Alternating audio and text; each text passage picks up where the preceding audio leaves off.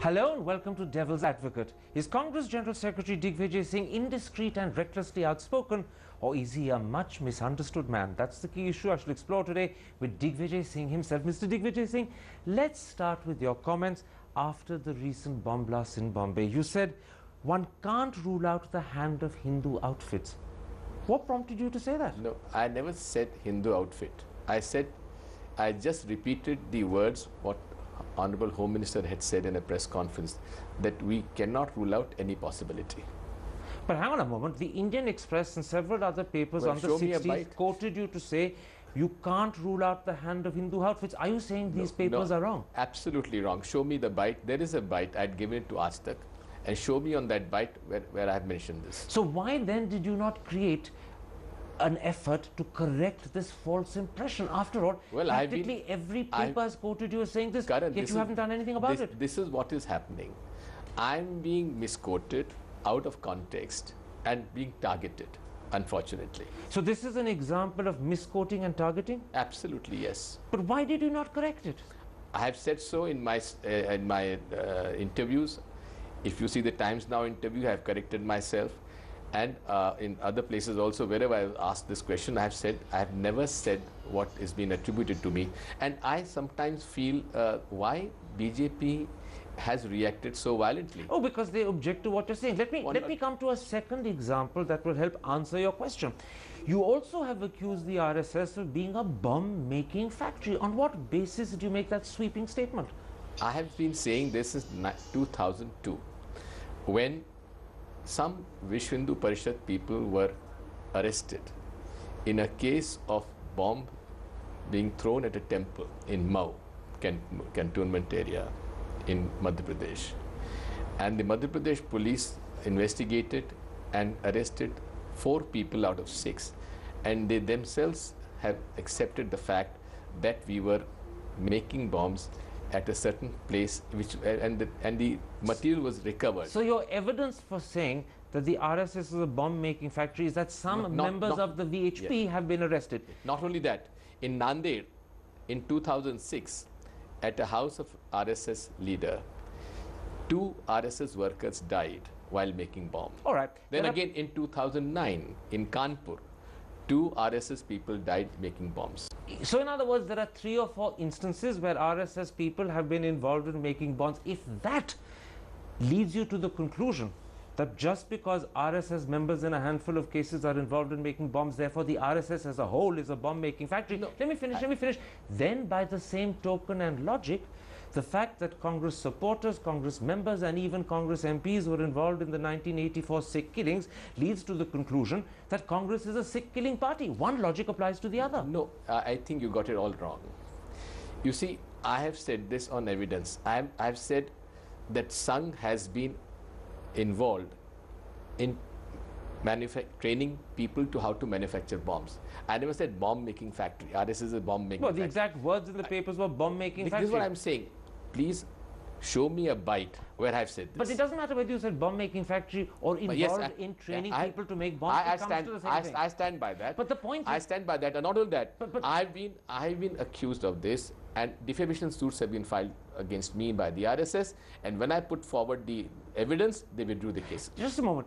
Before we come to the evidence, and I want very much to talk about the evidence, I want to question the logic by which you come to the conclusion that the RSS is a bomb-making factory. If in a handful of cases RSS members are involved in bomb blasts in places like Ajmer, Mecca Masjid, Malegaon, Samjhauta Express, that permits you to come to the conclusion that the RSS is a bomb-making factory. Then by the same token and logic, the fact that Congress supporters and even Congress MPs were involved in the Sikh killings of '84 must lead to the conclusion that Congress is a Sikh killing party. No, that logic has to apply. That logic is not comparable. Why is it not comparable? It is not comparable. Why? It was at a spur of the moment because of the emotional anger in Mrs. Indira Gandhi's killing. So you can't compare those. This is a cold-blooded thing. Well, hang on a moment. And consistently been happening. You say that what happened in 84 was the spur of the moment. I'm not justifying that. No, I know you're not justifying it, but you're saying it was the spur of the moment and the spontaneity makes the difference. Rajiv Gandhi, 6 weeks later, no longer spur of the moment, on the 19th of November said, when a big tree falls, the earth shakes. That's cold-blooded justification. It's not a justification. It sounds like it to me. You know, it does not. It does not, and it is not. He has merely given a sort of his views because of the emotional outburst of the thousands and millions of people who had great Mr. hopes Digvijay on Singh, Indira to Gandhi. this day, senior Congress leaders are facing court cases, not just Jagdish Titler and Sajjan Kumar, but Kamal Nath faces a court case in America. Well, where is the evidence? If there was evidence, why had they not been convicted? The case is carrying on. No, In all three instances. That makes a very poor reading of our judicial process. 1984 and 16. Well, the same logic years. could apply to the RSS as well. Their cases continue. No one's been convicted. If it's poor judicial system as an excuse for the Congress, it's the same poor judicial system that's the excuse for the RSS. Here it is done in a cold-blooded manner. And instances, there are 4 instances I have told you, where RSS people have been killed making bombs. One was in Neemuch in 1992. Quite right. 2002 Mao, 2006 Nanded, 2008 or 9 right. Kanpur. I will accept, the audience will have to judge for themselves, that your explanation and your distinction between 84 and the RSS is that in the case of the RSS it's cold-blooded, in the case of 84 it was spontaneous. But that's not where your charges and taunting of the RSS end. You've gone further. You've said, and I quote again, if they want evidence of the Sangh's involvement in terror activity, I have got evidence. Yes, What evidence have you got? Which I presented in the court in Gwalior. Well, give it to me. Share it with us. I'll give it to you. Well, share it with us now. Well, I don't have it at the moment, but I can give it to you, the evidence that has, and a video recorded evidence where they have accepted this. Where RSS members have accepted it? Yes. Who is the RSS member who accepted it? There are 4. I don't have the names just now, but I can give you after the interview. I've got them on my mobile. You have names of RSS members on your mobile who have accepted RSS responsibility for being involved in terror activity? Yes. And Mr. Sunil Joshi, the one who was killed in 2007, who is the master brain behind all terror activities perpetrated by the Sangh activists. He was also a part of the Mao bomb throwing incident, and he was killed finally by the RSS workers themselves. Even the Madhya Pradesh police has accepted it now. During the actual interview I'm doing with you at this moment, I can't actually stop and allow you to show the evidence, but I will say that the channel will take that evidence and put it on the news so that everyone can see. Will you make it available to us? Yes, just now. Tell me something, in your eyes, and you're a senior politician, is this clinching evidence, is it purely circumstantial, or is it just suggestive? Well, it is a confession before the court of law. From whom? From the accused. What's the name? I'll give you the names, 4 names I've got, I'll give it to you. You say that you've made this available to the court. Yes. Have you made it available to the police as well? It's already with the police. It's the recorded statement with the police. Have the police acted on all of this? They were acting, but then the change of government took place in Madhya Pradesh, and since then the case has been closed. So you're saying that the succession by the BJP after your government lost in 2003 yes. has meant that the evidence you have against the RSS Yes. is not being acted on? Absolutely correct. You're saying that the BJP is preventing the police Yes. acting? Yes, yes and yes. In other words, you are accusing the BJP government in Madhya Pradesh, perhaps even Mr. Chauhan, the present Chief Minister, of interfering in police action. Yes. Is that a responsible statement, or are you saying it is absolutely responsible statement, and I won't go back on it. It's a very serious charge you're making. Yes, I am making the serious charge, and I have made it earlier also. Why have you not then raised this at higher levels? If you've given it to the court and the police and the government is intervening, why haven't you asked the central government in Delhi? Why haven't you gone to the High Court in Madhya Pradesh? Why haven't you gone to the Supreme Court? Well, as far as I'm concerned, I'm a political man. I have raised this issue with the government of India. I have mentioned this case with the Home Ministry, and I'll give you the example. Is Mr. Chidambaram aware of what you're saying? Absolutely, yes. What has he done? What has he done? I'm coming to that. Sunil Joshi murder case is another example. Sunil Joshi case is another example where the Madhya Pradesh police had closed the case. Then we raised this issue with Government of India, and when ATS Rajasthan caught the people who were involved in bomb blast in Samjhauta Express, they suddenly realized that the heat is on, and then the Madhya Pradesh police, which had closed the case of Sunil Joshi, reopened the case and arrested few people. In other words, you're taking credit for the reopening of that case. Well, I don't take the credit, but I did raise this issue. You have also, as you told me a moment ago, informed Mr. Chidambaram how the Madhya Pradesh government, perhaps Mr. Chauhan, the Chief Minister, is interfering and preventing the police taking action on evidence you've given. What has Mr. Chidambaram done? He's your Home Minister. Well, Sunil Joshi case has what has Mr. Chidambaram done? Well, Sunil Joshi case has been now transferred to NIA. That itself, he has acted on this. Mr. Chidambaram did that? Yes. Is he also going to act on all the other evidence which you've given him and which you're going to make available to us after this interview? I will let you know just now the names of the people. About this case, I have not raised this with Mr. Chidambaram, but Sunil Joshi's case I have raised with Mr. Chidambaram. Will you raise this with Mr. Chidambaram as well then? Well, yes, it's an old case of 2002. I can raise it with him also. All right. You've now explained what you've said. You've also given us brand new revelations about evidence that you have, which you're going to reveal after this interview, linking the RSS directly to terror, and also how the Madhya Pradesh government under the BJP has failed to act, how you've petitioned the Home Minister, how he's taken some action, and how you're going to insist he takes more action. The problem is that many people turn around and say that Digvijay Singh is simply communalizing terror. Worse still, he's saying these things because he wants to win, woo, or court Muslim votes for the UP elections next year. How do you respond to that charge against him? I absolutely reject this charge. People who have communalized this, first of all, is people like Mr. L.K. Advani, who went to the Prime Minister in a delegation when the ATS Maharashtra arrested Colonel Purohit, Pragya Thakur, Dayanidhi Pandey and others in the Malegaon blast. The whole BJP went in a delegation to the Prime Minister. Were they not communalizing it? On the contrary, I have always put the communal Hindu and communal Muslim on the same footing. I have taken action as a Chief Minister against communal Hindu organizations and communal Muslim organizations. Explain this to me.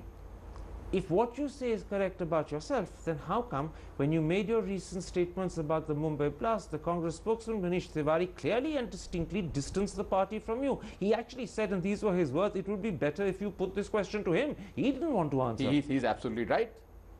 Why should he answer for a question which I have put? But the problem is he went further. He even, in a sense, admonished you. He said, I don't take an admonition. I only take admonition from my Congress president. But let me quote what he said, because he's the spokesman, and presumably he's the spokesman for the president and not just the party. He said, we do a great disservice to the country by not allowing investigations to pan out and reach a conclusion. Exactly. And then he continued. Exactly. And then he continued. Karan, unnecessary speculation and communalization of terror does not help. I wish he had read or seen my statement.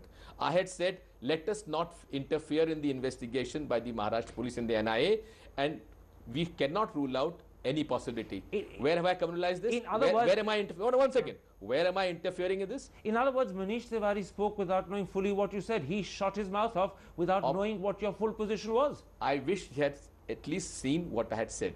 So now you're admonishing or heard. him. So now you're admonishing him. He's a personal friend. But he went further. He said of you, it only tantamounts to rubbing salt on the wounds of those who have to carry the cross for the rest of their life. That's what he Well, I will check up with Manish Tiwari. Why did he make such a strong statement? But I stand on what I have said. Please, for God's sake, Karan, before making charges at me, please see what I have said. I have said I would not like to interfere in the investigation, and at the same time, you cannot rule out any possibility. Now, if that kind of a statement coming from me, is it communalizing the situation? One other thing. You've also suddenly begun hitting people. Last week, it was alleged that, Jain, you slapped a certain Absolutely rubbish. Absolutely wrong. I have not slapped anyone. So the story that you slapped Jayant Agarwal is wrong. Jayant Agarwal, I don't know the man, and I have not slapped anyone.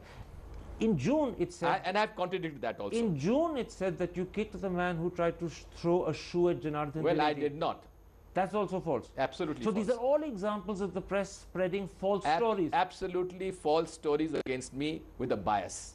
Let's take a break. When we come back, I'm going to ask you for two things.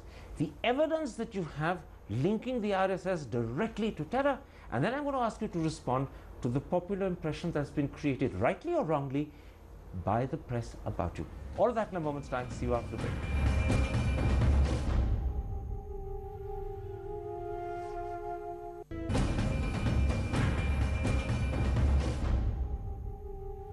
Welcome back to Devil's Advocate and an exclusive and perhaps fiery interview with Congress General Secretary Digvijay Singh. Mr. Digvijay Singh, in part one, you repeatedly said you had evidence linking the RSS directly to terror. What is that evidence? Share it with me. Well, first of all, in Mau, bomb blast, where the RSS activists threw bomb at the Swarg Mandir in Mau. 6 people were involved. 4 of them were arrested. 1, Shekhar Chaudhary, son of Mangilal Chaudhary in Mau. 2nd, Satyanarayan, son of Parmeshwar Parmar, village Harsola Khurd in Mau. 3rd, Mukesh Patidar, son of Julilal Patidar in Mau. Rajesh Mishra, 4th, Rajesh Mishra, son of Sital Mishra in Pitampur. Who are the other 2?